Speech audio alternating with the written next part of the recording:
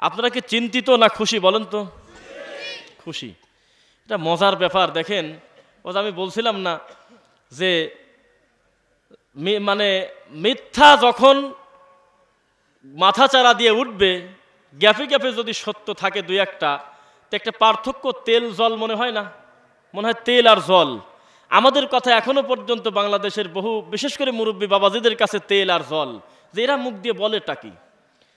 আমার সোনার নবীর মান দেয় না, এত সুন্দর রওজাকে কবর বলে, নবীকে মাটির মানুষ বলে, গায়েবের নবী বলে না, এরা কোন হিসাবে কি বলে? এইভাবে একটা চিন্তা তাদের মাথায় আছে। বিশ্বাস করেন, আজকের এই মাহফিল থেকে, আজকের এই মঞ্চ থেকে আমরা এতগুলো মানুষ আমরা ঘোষণা দিয়ে জানাচ্ছি, বর্ডার পার হওয়া যে সমস্ত ঠাকুর আছে, আশেপাশে যে সমস্ত বাবা আছে, প্রত্যেকটা বাবার উদ্দেশ্যে আমাদের ক্লিয়ার কাট কথা, যদি সত্যি তোমার দিন ধর্মের জোর থাকে, তুমি এসে নবীদের 5টা হাদিস বলো মানুষের সামনে, তোমার নিজস্ব ভাষায়। শয়তানি তামাশা করবে, ঘাড় ধরে পানিতে চোবাবে, খুব সময় বেশি দিন নাই ইনশাল্লাহ। শয়তানি বাটপারি বাদ দিয়ে দাও। নবী নন্না মাটি মিলাদ দ্বারা পড়বো না, বসে পড়বো খয়রাত 3 দিন আছে 7 দিনে, মোনাজাত কি নেকি মনে করে করব না, ওটা নামাজের অংশ না। এই সমস্ত হাতে গোনা কয়েকটা ফায়সা শব্দ ছাড়া তুমি কিচ্ছু জানো না। তোমার তফিল হলো কারামাতুল আউলিয়া। এই হাক বাবারা, আউলিদের কারামত সত্য। যত কুফুরি, সিটারি, বাটপারি, শয়তানি, অসভ্য, কুলাঙ্গার এই সমস্ত নোংরা কথা দেয়, কারামাতুল আউলিয়া এই হাক, ওলিদের কারামত সত্য রে বাবা। আর যেটা হলো নবীজির সুন্নাহকে কুরবানি করে, তার নাম দেশে বেদাতে হাসানা। কত বড় বেহায়া! একটা নবীজিকে অপমান করে, নাম দেশে বেদাতে হাসানা, আর আল্লাহকে বেইজ্জত করে, অপমান করে, নাউজুবিল্লাহ আস্তাগফিরুল্লাহ, তার নাম হলো কারামাতুল আউলিয়া। এই হাক রে বাবা, ওলিদের কারামত সত্য। তো ওলিদের কারামত সত্য তো আমি নাচবো না? কে সিটারের বাচ্চা, কে জায়নামাজের উপর ভাসে গেছে বলে? তোমার দাদাও তো বলেছে যে আমার দাদা হলো জায়নামাজের পর দিয়ে ভাসি চলে গেছে। ও গল্প তোমার বাপও বলছে, তুমি বলতেছো। আসলে ভাসি গেছে কে আর দেখছে কে 2 চোখ দিয়ে, এইটা কেউ কয় না। আমরা ছোটবেলা থেকে একটা গল্প শুনতেছি, অমকের পেট থেকে নাকি একটা সাপ বের হয়েছিল একটা মহিলার। তো তার নাকি আরো 4টা ছেলে ছিল। এখন জমি ভাগ করার সময় খালি 5 ভাগ হয়ে যায়, কিছুতেই 4 ভাগ হয় না। কেন? ওই যে পেটে থেকে একটা সাপ বাড়াইছে। যেই বলি যে কার মেয়ে, কার ছেলের বউ, কার মেয়ে, কার বাড়ি, কোন মহিলা, তার কয় না, খালি কয় যে আছে। তো তোমার কারামত সব শয়তানি, মিথ্যা কথা। ওই বোতল ফাটানোর গল্প মোটি ডাহা বাজে কথা। কেননা কার বোতল ফাটছে এই কথা কেউ কয় না যে আমার নিজস্ব বোতল ফাটে গেছে। খালি ভাবে বাবার বোতলের ফুঁট ঠেলায় বোতলই ফাটে গেছে। কার বোতল মালিক নাই মালিক। এদেশে বিশ্বাস করেন আপনি ধর্ম মনে করে যেটা চালাচ্ছেন, যে ভ্রান্ত আকীদা নিয়ে, তার 99% 99.99% এর কোনো তলাই নাই, ডাহা শয়তানি। এই দেশের মানুষ আল্লাহকে চেনে না। এ দেশের মানুষ টাকনুর উপরে কাপড় পরতে হয় তা জানে না। এই লোকের বলে যে নবী নূর না মাটি। যে দেশের মানুষ এখনো পর্যন্ত আব্বার জন্য রব্বির হামহুমা কামা রব্বায়ানি সগীরা, এই কথাটা আল্লাহকে বললে আল্লাহ খুশি হয়, এই শব্দটা জানে না। এই লোককে বলতেছে যে মিলাদ দ্বারা পড়বো না, বসে পড়বো। এটা শয়তানি করতেছে না? সময় আসতেছে, তুমি পাগলামি করে তো কুল পাবে না। বহু জায়গা পূজা বাদ দেশে রে বাবা, বহু জায়গা আর পূজা করতেছে না। তুমি চিন্তা করো না, তোমাক জায়গাটা জায়গায় ছেড়ে দেবো আমরা ইনশাল্লাহ। বাংলাদেশে বহু গুরুত্বপূর্ণ দায়ী তৈরি হয়ে গেছে। এদেশে বহু গুরুত্বপূর্ণ ডক্টর, মাদানি, আলেম, আল্লাহর গোটা দেশ ছেড়ে যাবে ইনশাল্লাহ। তোমার মতো ভণ্ড পাগলকে নিয়ে আলাদা করে আমার ধর্ম শিখতে হবে, ও চিন্তা তুমি ভুলে যাও রে বাবা। পাগলামি বাদ দিয়ে কান ধরে তওবা করো শেষ রাতে। আল্লাহ, মানুষ হয়ে আমি মানুষকে এইভাবে জিম্মি করে বছরের পর বছর আমি নিকৃষ্ট করে রাখছি, আল্লাহ তুমি আমাকে ক্ষমা করো, তাছাড়া মাফ নাই। কানা হুজুর প্রতিদিন রাতের 3 ভাগের 2 ভাগ পার হলে আল্লাহ প্রথম আসমানে নেমে এসে মানুষকে ডাকে। কি কারণে ডাকে? নাস্তা খাওয়ানোর জন্য ডাকে। একই কথা বলতেছে, তোমার কি সমস্যা আমাকে বলো। আর ওই সময় তুমি মানুষের কাছে রুমাল ছাড়িয়ে দিয়ে মুরিদ করে নিয়ে 30টা বছর লোকটাকে নাকে দড়ি দিয়ে ঘোরাচ্ছ। এ লোক আল্লাহকে চিনবে না?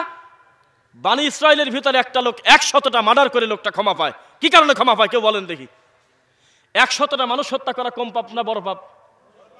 মান কতালা নাফসাম বিগাইরি নাফসিন আও ফাসাদিন ফিল আরদ ফাকান্নামা কতালান নাসা জামিআ। একজন নিরপরাধ মানুষ, not only Muslim but also everyone, যে কেউ হতে পারে, আনিওয়ান, যে কোনো মানুষ হয়ে যদি কোনো মানুষকে কেউ হত্যা করে, কতালান নাসা জামিআ, সে যেন সারা পৃথিবীর সকল মানুষকে হত্যা করে দিয়েছে। একজন মানুষকে হত্যা করলে যদি এত অপরাধ হয়, 100টা হত্যাকারী আল্লাহর কাছ থেকে ক্ষমা পায়। কারণটা কি কারো জানা থাকলে বলেন? জানা নাই? ক্ষমা, এটা শুনবেন তো ইনশাল্লাহ। একটা মাত্র কারণ, কেন ওই লোকটা 100টা মানুষ হত্যা করেছিল এই কথা ঠিক, তবে মরার আগে এই সিদ্ধান্ত লোকটা নিছিল যে আমি 100টা মার্ডার কেসের আসামি, এই কথা যেমন সত্য, আমাকে যদি কেউ ক্ষমা করতে পারে সে আছে সপ্তম আসমানের উপরে। এইভাবে হাত ঘুরে বাবা ঠাকুর পূজা করতে যায় নাই, এই জন্য আল্লাহ করে দিলাম তো ক্ষমা করে। এই কথাটা মিথ্যা না সত্য? এই কথাটা মুখের ভাষা কার? মুহাম্মদ সাল্লাল্লাহু আলাইহি সাল্লামের। এই ঘটনা কোন সময়ের? বানি ইসরাইল, সব তো জানেনি। তো এর চাইতে বড় পাপী কি এই বাংলাদেশের কোনো বেদাতি আছে যে মানুষ হত্যা করছে 100টা? সে লোক যদি আল্লাহর দয়া থেকে নিরাশ না হয়ে আল্লাহর কাছ থেকে ক্ষমা পায়, আমরা আমাদের পাপের কথা সরাসরি আল্লাহকে বলতে পারি না? মানুষ মুশরিক হচ্ছে কত সহজে ঈদিতে। আমরা বলি একটা হিন্দু জাহান্নামে গেলে সহ্য হয়, কেন? ও এখনো সিদ্ধান্ত নেয় নাই সবচাইতে মোটা ভগবান কোনটা। ভারতে এত প্রদেশ, এখনো এক প্রদেশের ভগবানের নাম অন্য প্রদেশে বহু জায়গাতে শোনেই নাই। কথা বোঝা যাচ্ছে না? এক এক জায়গায় এক এক ভগবান প্রসিদ্ধ লাভ করছে, বোঝা যাচ্ছে নাকি? তামিলে চলে যান, সেখানকার মানুষ তাদের রবকে যে নামে ডাকে, কলকাতার মানুষ কিন্তু একই নামে ডাকে না, তাদের কাছে অন্য ভগবানটা মার্কেট পাশে ভালো। তার মানে কি হিন্দু মরে যাচ্ছে তবু কিন্তু এখনো বুঝতে পারলো না আদৌ মূল ভগবান কোনটা নাকি? খ্রিস্টান কেন মুশরিক? ওই যে ঈসা নবীকে বেশি ভালোবাসতে যায়, বললো যে ঈসা নবী হলো আল্লাহর ছেলে। ভালো আছেন তো?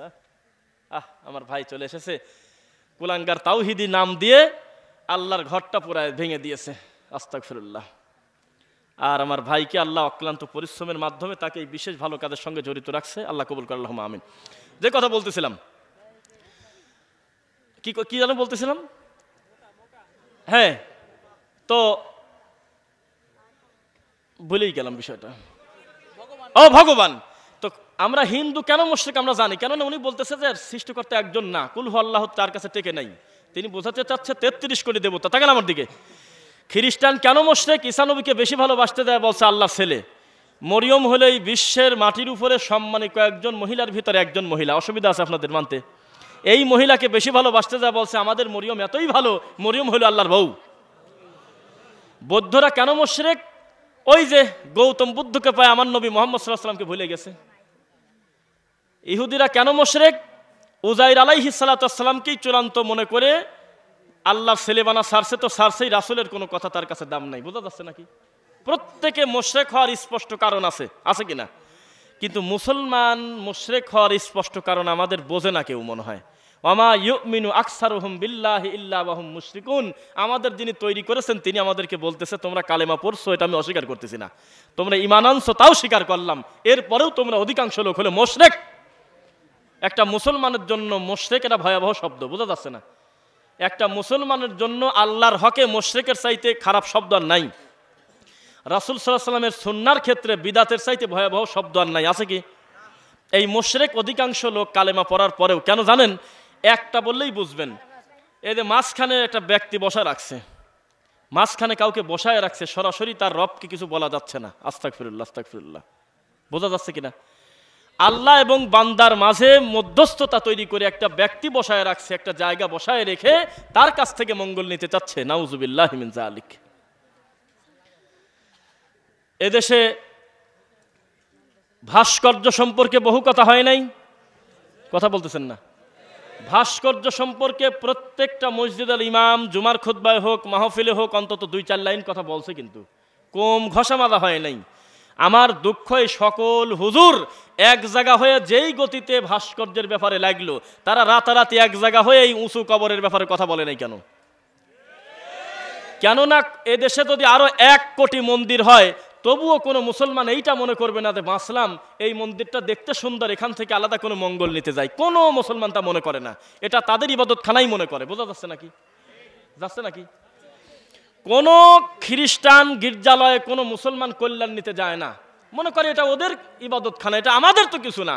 কিন্তু যখন একটা হুজুর, যখন একটা মুসলমান একটা কবরকে সামান্য একটু উঁচু করে, একটু 2-4টা মোমবাতি দেয়, হাজার হাজার মানুষের ঈমান হারানোর পরিবেশ করে দেয়। এত একমত, বাবারে বাবা, এ বাড়াও রে, 4 লাখ রেডি, হুজুরের নারায় তাকবীরে 4 লাখ লোক রেডি, 4 লাখ লোক রেডি হয়ে গেছে। একটা লোকের মুখে এই কথা নাই মানুষ পোদা বন্ধ করতে হবে, আর যারা রাবারের মতো কবর টানি উঁচু করছে এই কবরটা বাড়ি ভাঙি সমান করা লাগবে, কেউ বলে না। অথচ জরুরি ভাস্কর্য আগে সরানো না এই উঁচু কবর আগে সরানো? বোঝা মনে যাচ্ছে না। উঁচু কবর আগে সরানোর দরকার, যেটা মানুষের ঈমান হারানোর সাথে সম্পর্ক, তাই না? এদেশে বহু হিন্দু আছে, আপনাকে কোনো দিন বাধ্য করে নাই যে আমাদের মন্দিরেও মাঝে মধ্যে একটু সেজদা দিও, খালি ওই দিক দিও না, কেউ বলে নাই। এদেশে কোনো খ্রিস্টানের এই সাহসী হয় নাই কোনো মুসলমানকে ডেকে নিয়ে এসে যে আমাদের গডের কাছে কিছু বলেন, তা কোনোদিনও বলে না। আপনার কাজ আপনি করেন, কিন্তু রাত দিন টেনশনে শুকে যাচ্ছে, আর রাত দিন নিরপরাধ সহজ সরল মানুষকে বেঈমান বানানোর দায়িত্ব নিয়েছে যারা কবর মাজারকে টানি বড় করছে।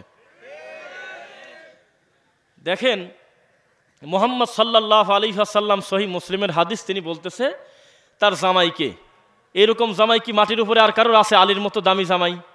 তাকে বলতেছে তুমি উঁচু কবর রাখো না, সমান করে দাও বাড়ি ভাঙে। তা বলে নাই মনে হয় কেউ, মুখ দিয়ে আমার জানা মতে কোনো বেদাতি কেউ বলে নাই যে নবীদের এই হাদিসটা জাল, কেউ বলে নাই, সবাই স্বীকার করে।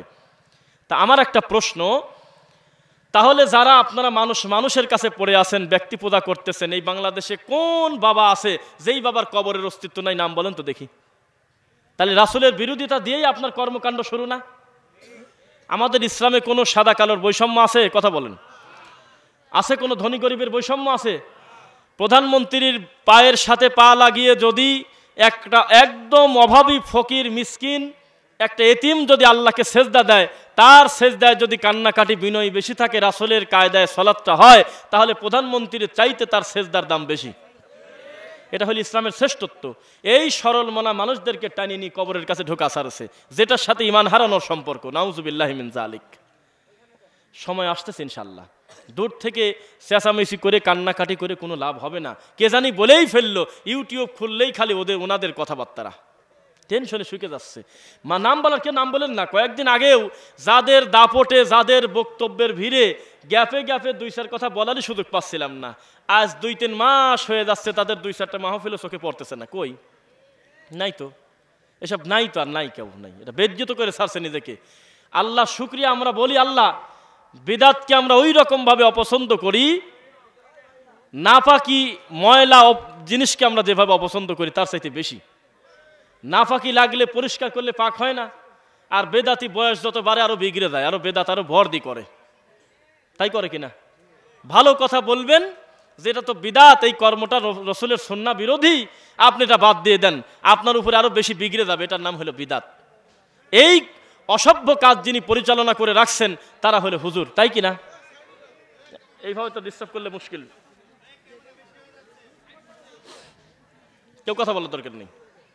আল্লাহ আমাদের তুমি সর্বদা কল্যাণের উপর প্রতিষ্ঠিত রাখো, আল্লাহুম্মা আমিন। আপনারা কেউ কথা বলবেন না, যে যেখানে আছেন নিজ দায়িত্বে বসে পড়েন ইনশাআল্লাহ।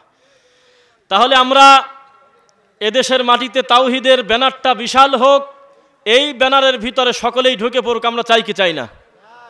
আমরা চাই এদেশের তাওহীদের ব্যানার এমন ভাবে হবে ইনশাআল্লাহ, বিদাতি বিদাত নিয়ে টিকতে পারবে না ইনশাআল্লাহ।